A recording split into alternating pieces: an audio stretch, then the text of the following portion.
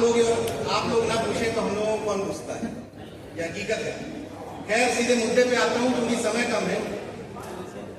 किसी पेड़ के कटने का किस्सा ना होता अगर कुल्हाड़ी में उसी लकड़ी का हिस्सा ना होता।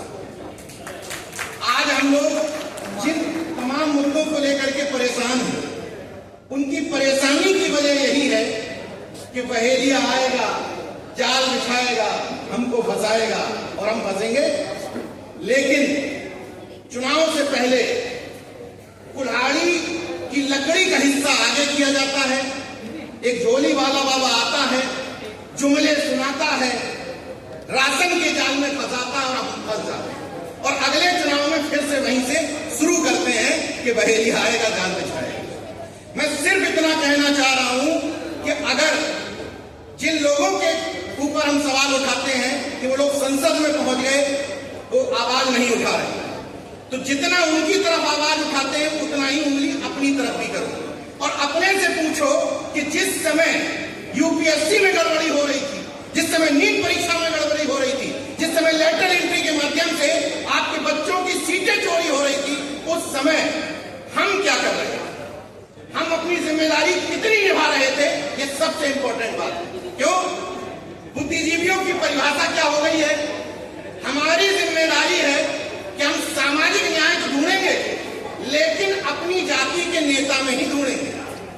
तमाम बुद्धिजीवियों की जिम्मेदारी है कि हम तब बोलेंगे अब जब हमारे नेता ने कुछ बोला होगा, हमारी जाति के नेता ने, हम उसको डिफेंड करने के लिए बोलेंगे। गलत किया होगा तो डिफेंड करेंगे और 10 साल पहले कोई एक लाइन बड़ी अच्छी बोल दी होगी तो बताएंगे देखो सामाजिक न्याय का मसीहा आ गया। मैं सिर्फ इतना कहना चाहता हूं कि जिस विपक्ष की तारीफ के काबिल इसमें कोई दिक्कत नहीं हो, लेकिन हम सब की जिम्मेदारी तारीफ करने से ज्यादा आलोचना करने की है। क्योंकि अगर जरा भी ढील छोड़ दी हमने तो यकीन मानिए जो संविधान के दम पर, संविधान खतरे में है, संविधान खतरे में है, आरक्षण बचाओ के दम पर संसद में पहुंचे हैं मजबूत स्थिति के साथ, वही लोग मुंबई में जाकर के सिद्धि विनायक मंदिर और तमाम मंदिर टहलेंगे।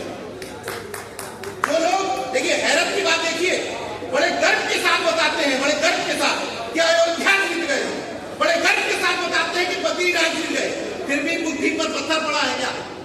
जब वो पूरा प्रोपेगेंडा करके अयोध्या नहीं जीत पाए तो तुम ये ड्रामाबाजी करके क्या जीतोगे? सिर्फ इतना सा मूल अंतर समझ लीजिए। आज जो 2 मिनट में खत्म कर दूं, आज जो जनता के बीच में आज जो कंफ्यूजन क्रिएट है, वो कंफ्यूजन इसीलिए क्रिएट है कि हम उथला सामाजिक न्याय, एक बगल में संविधान दबा हुआ है और मंच पर शपथ ली जा रही, ईश्वर को साक्षी मानकर शपथ लेता हूं। कैसे काम बनेगा? मुंबई गए, किसी ने मुझे फोन करके कहा कि भाई आप लोगों की बातों का असर आ रहा है। देखिए चैत्य भूमि नहीं गए तो हमने कहा असर तो आ रहा है। चर्चा किसकी ज्यादा है, चैत्य भूमि की ज्यादा है या प्रत्येक सांसद वहां सर नवाने गए वहां ज्यादा है? जब जिस पार्टी का मैं बार बार एक बात कहता हूं, हालांकि चुनाव में ये हुआ, बार बार कि आप लोग जब तक अपनी पिच पर, सॉलिड अपनी पिच पर नहीं खेलेंगे, इस बार आपने अपनी पिच तैयार की और काफी हद तक आप अपनी पिच पर खेले तो देखिए शानदार आपने चौके छक्के लगाए। लेकिन आप करते क्या हो कि थोड़ा बहुत कंफ्यूजन के चक्कर में जैसे ही उनकी पिच पर जाते हो, इतनी शानदार बैटिंग होती है कि आप मैदान से आउट हो जाते हो। हिंदुत्व के मामले में आप समझिएगा कि पिछली बार आजमगढ़ में निरहुआ लड़ रहे थे और धर्मेंद्र यादव भी लड़ रहे थे। हालांकि मैं धर्मेंद्र जी को पसंद करता हूं, लेकिन जनता के सामने सवाल यह था कि मुझे एक मिल रहा है, दोनों यादव मिल रहे हैं मंदिर जाने वाले, तो जब यादव को चुनना होगा तो कौन सा यादव चुनेगा? जब दोनों मंदिर जाने वाले हैं, या तो उसके सामने विकल्प हो कि एक सामाजिक न्याय वाला है, पाखंड विरोधी है, और एक मंदिर वाला है, तो वो सामाजिक न्याय वाला चुन लेगा। जब 2 विकल्प थे तो उसने चुन लिया बीजेपी वाला, ये ज्यादा ठीक है क्योंकि इनकी दुकानदारी पाखंड से शुरू होती है। मैं बार बार यही बात कहता हूं, जो कांचेलिया साहब चले गए हमारे बीच से, उन्होंने एक बात कही थी, मैं उसको दूसरे ढंग से कहता हूं। एक नारा दिया गया, हिंदी, हिंदू, हिंदुस्तान। जो लोग हिंदी की बात करते हैं वो अपने बच्चों को इंग्लिश मीडियम में पढ़ाते हैं,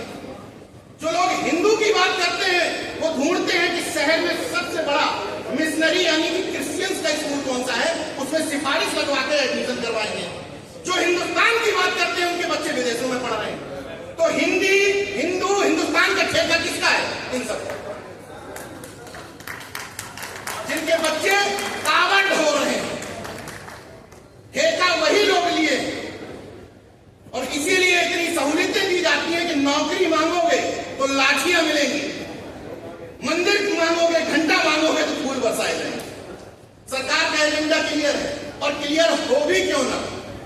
जो लोग बार बार ताकत में आ जा रहे हैं, भले ही सीटें आपने कम करवा ली, उन्होंने कब कहा था कि मैं सत्ता में आ जाऊंगा तो भारत को विश्व की सबसे बड़ी यूनिवर्सिटी दूंगा? कभी कहा क्या सदन में? उन्होंने कहा था कि मंदिर का घंटा पकड़ाया होगा तो पकड़ाया। तो मुद्दे वहां क्लियर है, आपके पास क्लियर नहीं है। एक चर्चा अभी आपने की थी नेशनल बिल्डर कैटेगरी, ये बहुत बड़ा समाधान है जातिवाद को खत्म करने का, बहुत बड़ा समाधान। मैं खुद इस मुद्दे का बहुत बड़ा हिमायती हूं, क्योंकि ये मुद्दा सामाजिक और सांस्कृतिक परिवर्तन के लिए बहुत इंपॉर्टेंट है। नेशनल बिल्डर कैटेगरी का मतलब ये है, जो बाबा साहब और संत राम प्रिय प्रजापति जाति पाति तोड़क मंडल के माध्यम से समाज को बताना चाहते हैं। ये सॉल्यूशन है अंतर जाति विवाह का, इंटरकास्ट मैरिज का।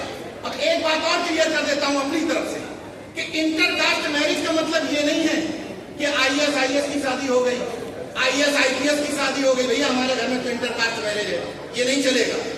हम लोग समाज को जिस स्तर पर लाना चाहते हैं कि अगर किसी यादव को कुर्मी का लड़का पसंद है, कुर्मी को मौर्य का पसंद है, मौर्य को पासी का पसंद है, हम रिश्ता लेकर के जाए, वो है एक्चुअल अंतरजातीय विवाह। ये बड़े बड़े पदों पर, भाई बड़े बड़े पदों पर IAS को तुम खाक रोक लोगे क्या शादी करने? वो तो कर ही लेंगे, चाहे तुम्हारी सहमति हो या ना हो। तो असली इंटरकास्ट वो है। और नेशनल बिल्डर कैटेगरी का मतलब है इंटरकास्ट मैरिज से पैदा हुआ बच्चा, उसको नेशनल बिल्डर कैटेगरी में रखा जाएगा। ये जनरल जो कैटेगरी है इसको खत्म किया जाएगा। ये हमारी WTP की डिमांड है। समय कम है, मैं किसी दूसरे का समय नहीं लेना चाहता। इन शब्दों के साथ बात खत्म करता हूं कि 2-3 लोगों ने मुझे साइड में पकड़ के कहा कि नीरज भाई एक सलाह जरूर दीजिए कि तमाम सामाजिक संगठन एक हो जाए, और इसके बाद वो बहुजन समाज के नेताओं के यहाँ जाएं और उनसे कहें कि एक प्लेटफॉर्म पर आ जाए। हालांकि ये प्रयास हो भी रहे हैं, लेकिन मैं एक बात से थोड़ा इत्तेफाक रखता हूं कि सारे सामाजिक संगठन एक हो जाए। ये प्रैक्टिकल बात नहीं है। एक छतरी के नीचे आना, एक झंडे के नीचे आना, ये प्रैक्टिकल बात नहीं है। समाज में जिन लोगों की आप नकल करते हैं या जिनका उदाहरण देते हैं, वहां भी हजारों संगठन हैं। एक बात जरूर हो सकती है कि हम विभिन्न तरीके से काम करते हुए अलग अलग संगठनों में, जब हमारे मुद्दों की बात हो तो हम एक हो जाए, जब हमारी लड़ाई की बात आ जाए तब हम एक हो जाए। जैसे सवर्णों के कितने भी संगठन बने रहे, लेकिन जब उनको किसी गांव में OBC SC को दबाना होता है तो एक हो जाओ। तो आप अपने मुद्दों पर एक हो जाए, क्योंकि कोई कह रहा है कि अंतरजातीय विवाह इंपॉर्टेंट मुद्दा है, वो अपना मुद्दा समझे भाई, ठीक है। कोई कह रहा है जातिवाद लड़ना इंपॉर्टेंट मुद्दा है, ये भी महत्वपूर्ण बात है। कोई कह रहा है कि मृत्यु भोज खत्म करना इंपॉर्टेंट है, ये भी महत्वपूर्ण बात है। यानी कि समाज में तमाम तरीके के जो मुद्दे हैं उनके लिए अलग अलग संगठनों की जरूरत है, बशर्ते जब एक साथ। देखिए, जब शोषक वर्ग है जो हमारा, जब शोषक वर्ग एक है तो जितने शोषित हैं वो एक क्यों नहीं हो सकते? और एक होने का मतलब झंडा बैनर से नहीं होता है, एक होने का मतलब विचारधारा से। और विचारधारा का मतलब, सिर्फ इसी बात के साथ खत्म कर दूंगा, विचारधारा का मतलब ये है कि हमारा चाहे झंडा लगा हो, बैनर लगा हो या ना लगा हो, हमारा नाम बैनर में हो या ना हो, हमारी इनसे दुश्मनी चलती है। मैं उदाहरण बता रहा हूं कि मेरी मान लीजिए अनिल जी से दुश्मनी है। अनिल जी के घर में बेटी का बर्थडे होगा, ये मुझे बुलाएंगे, मैं नहीं जाऊंगा। लेकिन अनिल जिस दिन जातिवाद जनगणना पर कार्यक्रम कर रहे होंगे, मैं चुपचाप जाके पीछे बैठूंगा। इतनी क्लियरिटी, इतनी समझदारी जिस दिन आ गई, छक मार के जिन लोगों को आप कहते हो कि सदन में हमारे मुद्दे नहीं उठा रहे, छक मार के मुद्दे उठाएंगे। लेकिन पहले हम तो क्लियर हो जाएं। मुझे हैरत होती है कि जो लोग मंचों पर पाखंड विरोध की ज्ञान ठोकते हैं, उन्हीं के घर में तमाम पत्नियां मनुवाद की एजेंट बनी बैठी। मैं ये नहीं है। मैंने अपनी पत्नी को बदल लिया, इसका मतलब नहीं कि हर कोई बदल सकता है, लेकिन आप ईमानदारी से ट्राई भी नहीं मानते, ये मेरा दावा है। और अंतिम शब्दों के साथ बात खत्म कर दूंगा कि अभी तो परिंदे शुमार करना है, फिर हम सब मिलकर बताएंगे कि किस किस व्यवहार करना। अभी तो परिंदे शुमार करना है, फिर हम सब मिलकर बताएंगे कि किस किस व्यवहार करना है। बड़ा गुरूर है सत्ता वालों तुझे, मगर हम सबको जिधे के दरिया को पार करना। नमो बुद्धाय, जय भीम, जय मंडल, इनकलाब जिंदाबाद और गुलाम जिंदाबाद। अगर आपको लगता है कि हमारा काम बहुजन समाज के लिए महत्वपूर्ण है, तो आप हमें आर्थिक सहयोग के लिए सीन दिखाए गए QR कोड स्कैन और फोन पे और गूगल पे और UPI और बैंक अकाउंट में कर सकते हैं।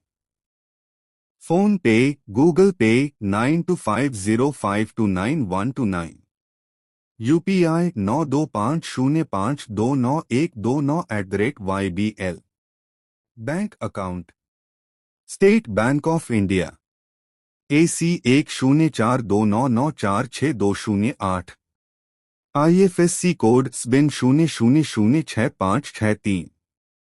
आपका छोटा से छोटा सहयोग समाज और हमें और मजबूत करेगा, जिससे हमें बहुजन पत्रकारिता में और निष्पक्ष बनाने में मजबूत करेगा। जय भीम, जय भारत।